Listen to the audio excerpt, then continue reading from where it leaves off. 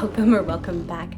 This is Pairs World Knitting. I'm Jennifer, and this is a knitting podcast all about knitting, yarn adventures, and travel. Thank you very much for joining me today.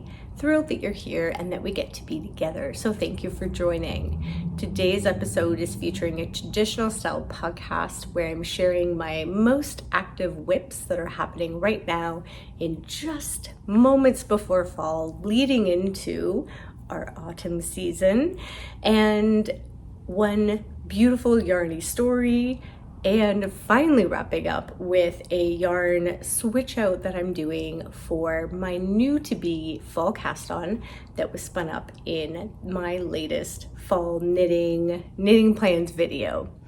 Here we are, get cozy, get folly, and let's get in. First of all, one of my most active whips that I'm working on currently is a sweater. Of course it's a sweater. This sweater I am freestyling and having the best time. Right here I have a bit of B-roll, and it's a sweater with no name. I have some ideas bubbling around in my mind.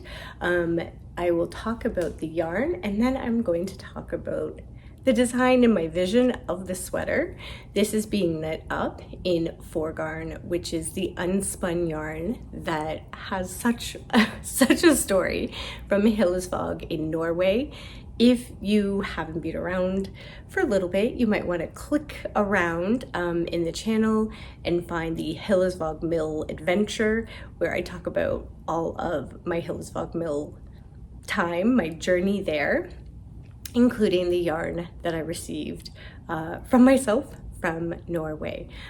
This is a gorgeous yarn. It is in general a 2-ply, it's not even plied, it's 2 strands that are together in the plate, and we are knitting a sweater. I'm so in love with what is going on the needles. The vision is coming to life. This has definitely been a work in progress fully, where I've knit, rip back, as we do when we don't follow a pattern and we are creating from our minds. I have worked this raglan top down. It is a 2-stitch raglan that's happening here. I have done a somewhat mixy bit of a neckline, so we have a bit of a roll going on from stockinette stitches into 1x1 ribbing. And okay, I'll talk about the bottom of the body, and then I'm going to get into the key feature. You'll like the pun of the key feature.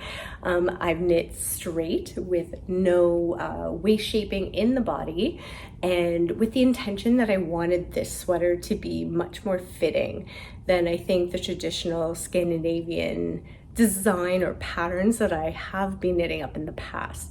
I've really been inspired to be creating something that works better, I think, with my body type and what I'm envisioning to be a cozy, more fitted garment.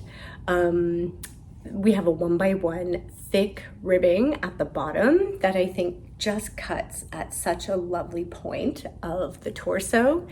This is the design feature that I'm adoring.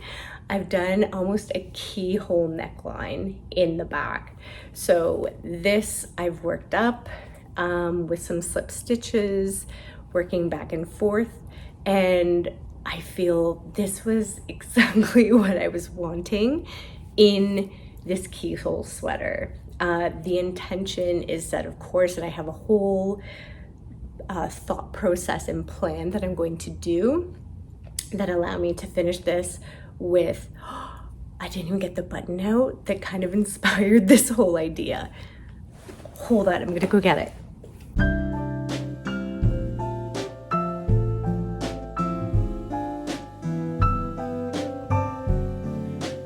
Right here. Little fun, like rhinestoney buttons. These I picked up in an estate sale in Mahone Bay in Nova Scotia this summer, and I feel this just goes with this blue so well.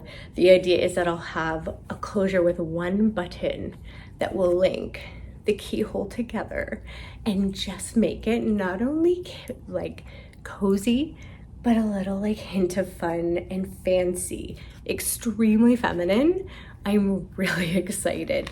I just started knitting up the sleeve today with Emily from High Fiber Knits. We had met in the city for some coffee and some breakfast, which was so gorgeous and lovely. And I was doing some decreases on the sleeve, realized, and it looked tiny when we were sitting together, and we both kind of questioned. Sure enough, I came home, I tried it on, and she was a little snug. I would almost say like zero ease at that point with my sleeve. I did want a bit of ease so that if I'm wearing a blouse underneath, I'm not going to feel like a sausage in a sausage casing. And so now we are working with something much more reasonable with no decreases. It's been a joy to knit on, and I cannot wait to put the little finishing touches on and wait to see how it knits up completely with the sleeve detail. I do have bigger plans for this sweater, and I hope you stick around to see how it goes because I'm loving it. So this is my sweater that potentially will be the keyhole sweater. Okay. Next up, I have a little hat. I'm also knitting this with Forgarn from Hillesvag. This hat I had the intention of doing in broken rib. So where I've cast on, I think I changed it a few times. I think it was 82 stitches, if I'm not mistaken. Sorry, this is on a whole other page of my little knitting diary. Yeah. 82 stitches I cast on, where I'm knitting one row I'll knit the row right after with a knit and a purl, like a rib, knit, purl, and then you keep repeating that. So I'm loving the motif, super simple to work on. This has been a subway knit for me. I've shared in the past how I actually travel and commute with unspun, and again, it's not super fancy or you know, complicated. I literally put it into a plastic bag as I travel so that it doesn't get like matted or torn. There we go. But really effective and allows me to knit as I go and commute on the subway. What I'm not liking so far are my decreases. I thought I played with it a couple times because I wanted to have kind of like a stiff, almost like coney top.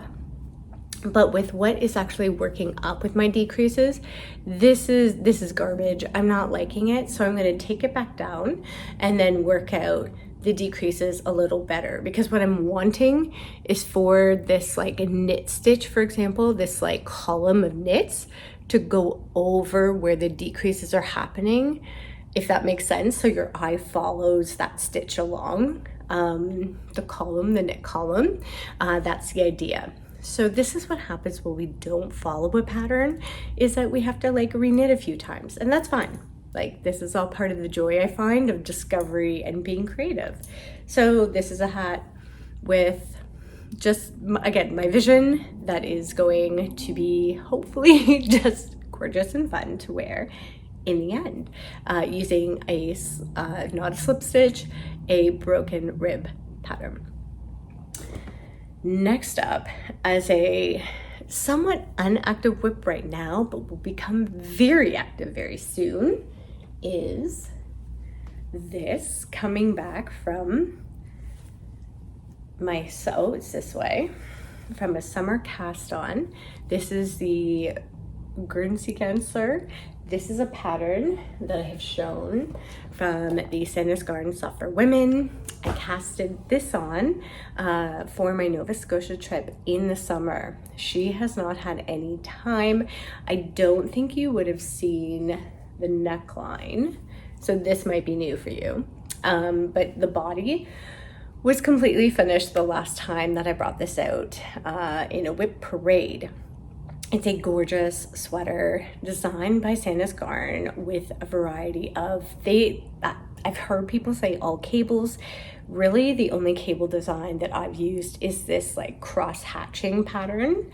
That's gorgeous and actually really simple to do if you have done cables in the past. It's fairly repetitive. But the remainder of the stitches are all just really simple, like knits and purls. We have a moss stitch, a double moss stitch here. I've returned back to the moss stitch. I will talk about this in depth with the next video or the finished object video where I describe all of the mods I've done. In short, to keep this video nice and efficient, the sleeves and the sleeve hole, if I kept it at this opening, the amount of stitches, the sleeves would be huge. And it's a very boxy sweater. My vision with this sweater is to differentiate from the design intention, where we are looking at a very big body with a less ease but straight sleeve. So I'm thinking like sweater number, gosh, what was it?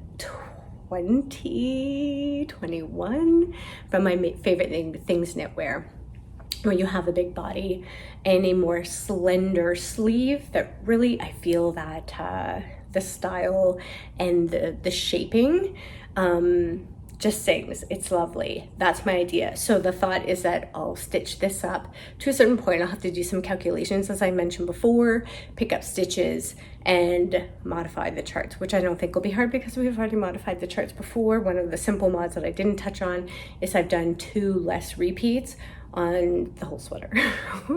You know, true pairs world knitting style. This sweater story does not end here. This yarn is, I have it somewhere around me. Sorry, there's lots of yarn here.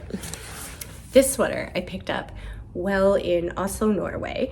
I picked up 5 skeins of this gorgeous yarn, Danish yarn that I've spoke about from Garntopia. Beautiful yarn shop. I picked up 5 of these. This is the Handvaerksgarn from, goodness, HjelholtsUldspinderi, which is fabulous. And I really love working with this yarn.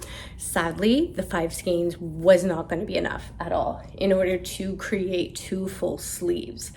So I put it out into our lovely knitting community that I was in need of yarn. I had, of course, looked up independently before shooting this video. This was like at least 4 episodes ago, that the shipping costs were like just over 3 times the amount of the yarn purchase itself. If I was purchasing more yarn, a whole sweater quantity plus, it would very much make sense to come and be shipped to Canada, and I could totally justify the cost of shipping. However, I had just come from Norway and purchased tons of gorgeous yarn that I'm going to have in my stash, I'm sure, for a bit, but I am enjoying knitting up with every stitch. Such a gorgeous memory. So instead of paying an astronomical fee, in my opinion, I put out to the knitting community what some options could be. A number of lovely knitters came forward from all over, from mostly Norway, that reached out to say, I can get you the yarn, I'll ship it to you. I felt so loved and overjoyed with having people even say that they were willing to help, never mind actually take the action to help. Just so generous and lovely. One of the people that did reach out and that I did have the joy of communicating with to organize the yarn to be shipped from Oslo, from Garntopia, in the same lot number and everything, it's ridiculous and amazing, is Marielle. I hope I'm saying it okay. I think I'm saying it a little French. She is a knitter from Norway. She goes by Strik Glad Fru, and I could not have been happier to communicate with her and have her take her time personally to work with me and get the exact same yarn and the exact same dye lot from Garntopia. She shipped it and was extremely generous in doing this.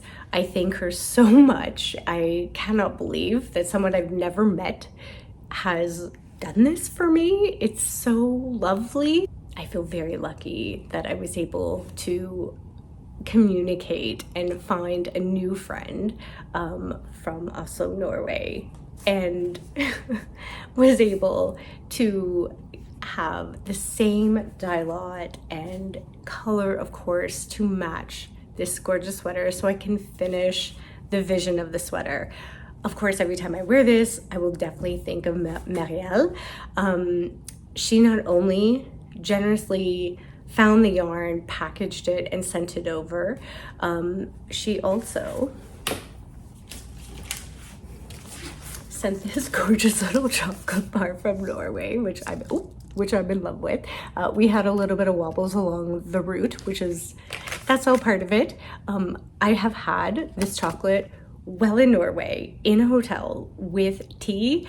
I have been waiting to put this in my mouth, but I wanted to film first, and she gave a nice little note. My little yarny heart, I can't even thank her enough. I have tried to use my words to thank her as much as I can. I hope she's watching. Marielle, thank you so much from the bottom of my knitting heart. It's been such a joy, and I feel chatting and being with you and receiving comments and all of this part of our knitting community. I feel this made it completely real for me, and I'm so thankful. So thank you, Marielle. And I also want to thank all of the other lovely knitters from across wherever we are that reached out to say that you could help somehow. So appreciated. So thank you very much. So this will be having knitting time once again, because this was put on a hiatus, but we'll be coming back out of hibernation to do a sleeve, and I believe it's going to join me in hopefully, which will be gorgeous fall crisp weather. I cannot wait, so thank you. All right, these are what I'm calling my active whips. The last little bit that I would like to show is yarn for what I spun up from my randomized new cast on wheel. If you haven't been here for my last and most recent episode, I did a fall knitting intentions 2024 video with basically a pattern roundup. But at the end, I put my little literal spin, and second year in a row of a fall new cast on wheel from Picker Wheel. I put the little link in the bottom of the show notes from last week. So if you also want to create your own wheel to see what you could cast on next, if you're willing to take the risk and let fate take its course, go for it. I hope some of you have. It's a fun and silly way to kind of decide your new cast on if you're a little indecisive and you just want to cast on everything like me. What came up in the spinner was the Soldotna crop by Caitlin Hunter. Ironically, this will be the second time that I'm knitting this particular sweater. I'm thrilled. I would have been thrilled with any of the sweaters or accessories that were on the wheel, of course, because they were curated and selected by myself. I am thrilled that it is another Soldotna crop. Ironically, once I finished filming that video, I took all of the yarn off the bed, of which I had specifically curated like each gauge count with a pattern for each yarn.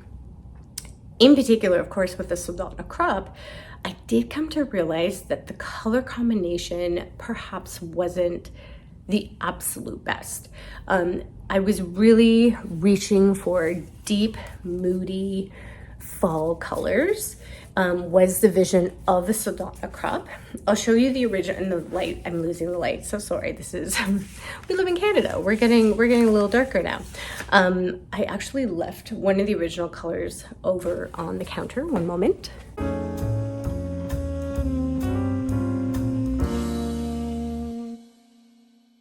the original colors that I have had and remain to have, these are all the HjelholtsGarn Super Soft that I have used before for the Soldotna crop. I have used these with 2 strands held double to meet gauge. The main color would be this brown color. This is called Tobacco. Yeah, it's kind of there-ish, yes. I also have this gorgeous rusty orange, and we are making do with the light, so my apologies. This is called Ember. These I'm 100% keeping as part of my options. This gorgeous like crimson red that is definitely not coming in. It's called Venetian. This is my absolute favorite color, I think, of all the choices. And last we have Ink, which is a black blue almost, very moody. The original other color I had is this purple. Purple is not my thing, but this was the original choice that I had in Tyrian. So we are looking at very deep, dark colors. This color wasn't hitting home for me. I feel like it's not as much of a contrast as I wanted, and it is keeping with that deep, rich, moody theme, but I felt like I needed to brighten it up a smidge. I have some options. One, and these are scrappy yarn bits. This is a variegated, it's so terrible. Oh, there, variegated, gosh, green. I feel like I have to do this. Oh, there. Like almost hunter green with a smidge of gold. It's an alpaca sock yarn. I was thinking of using this held double. It still goes with that dark moody bit. It would absolutely have to be for the smallest quantity option within the Soldotna crop. The other option I have is going a little rogue, and it is this like goldy yellow bit. I thought that could look pretty nice and offers a bit of a contrast with this. Again, I have 2 balls of scrappy yarn that I've used. These are from, this was a sock yarn, Perfect by Sandnes Garn. It's obviously scrappy, would also have to be for the smallest quantity yarn amount. Another option I have, and I have quite a few of these left over, are the Briggs & Little, they call it Sport. It's a sport weight, or sorry, they do call it Sport, but I think it's like, it's a fingering weight. I would hold that 2 strands held double. It's a single ply, so it's quite different than everything I've showed. This is scrappy yarn, but I have quite a bit of those. So this gives me an option of doing not only the smallest quantity yarn options within the garment, but I could do a different motif if that's what I was thinking. The last option again is a cream. This one is, it's a scrappy yarn. I think this is Soul by Hillesvag. I think this is a leftover yarn that I made my Sandnes sweater from. I think this, I believe I could do, because I think it's a DK weight, I could hold this single. So I am thinking the cream. This could allow me to do any yarn option pretty much that I would want to do for this. So this is where my brain is going. This is also why I haven't cast it on, and I have been knitting on my other things. So let me know which one you are liking the most. Is it like a big quantity of the cream? We're thinking rustic with a slight halo, so that could be kind of a really nice pop and contrast. A non-fluffy option, bringing in the Canadiana. This is a Briggs & Little. There is, again, the alpaca green variegated. That could be fun, but still perhaps a little too dark, let me know. And then is the Perfect, it's called Perfect, the yarn. I'm not saying it's a perfect choice, by Sandnes Garn. This has a content, like I think it's like 20% nylon in it as well. This would be fine because it's only a smidge of yarn that would be going in the yoke. So that's where we are with that.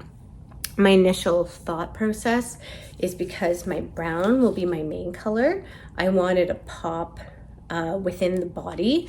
There's like a lace stitch almost that happens. And I was thinking the best options, if I wanted to keep it super moody, could be like that for the lace stitch. If I was going to add this guy, that could be okay, but these are too close. The cream could be a really nice option. Maybe I am leaning towards the cream, which is why I have a couple of those. Let me know what you think. I am kind of holding off to cast on. I do have obviously the vision. Maybe you can help with what colors should go where. Let me know. If you've knit the Soldotna crop before, let me know what you do. Yeah, that's that. All right. So I will leave it there. Thank you so much for joining me today. I am wishing you great knitting, of course, happy knitting, fall knitting, wherever you are. It is still very hot in Toronto, so we are, as I mentioned, wanting that crisp fall weather, and I think even outside knitters, people are very ready for it. Yes, I want to thank again Marielle for being such a lovely human and knitter, and just being so generous with her time and patience and working with me to get the right yarn all the way across a huge distance to myself in Canada. So thank you very much for that. And yeah, thanks for being a part of this community, to you, and being here. If you have any questions about anything that I've showed today, let me know in the comments. Let us know what you're knitting on. Until next time, wishing you extremely happy knitting, and stay cozy. Take care.